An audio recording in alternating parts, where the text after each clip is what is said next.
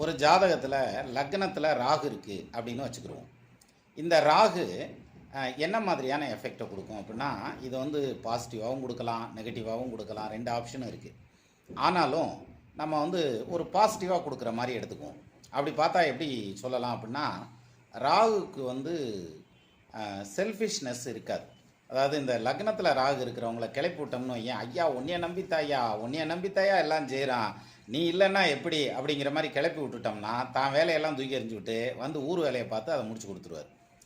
அப்போது செல்ஃபிஷ்னஸ் அப்படிங்கிறது இவருக்கு ரொம்ப ஜாஸ்தியாக இருக்காது. இவருக்கு வந்து பொது நலம், ஊர் வேலை இதில் தான் இருக்கும். இவர் என்ன பண்ணணும்னா, learn how to say no. நோன்னு சொல்கிறது எப்படிங்கிறத இவர் பழகணும். ஏன்னா தட்டி பேசுகிறது எப்படி அப்படின்னு சொல்லிட்டு எல்லாத்துக்கும் எல்லாத்தையும் செஞ்சு கொடுத்துட்டே இருப்பார். அப்போ பொது நலம் அப்படிங்கிறது இவங்களுக்கு ஜாஸ்தியாக இருக்கும், சுயநலம்ங்கிறது கம்மியாக இருக்கும். அதே சமயத்தில் இவங்க வாழ்க்கையில் பேரு புகழோட வெற்றி அடைவாங்க, பொருளாதார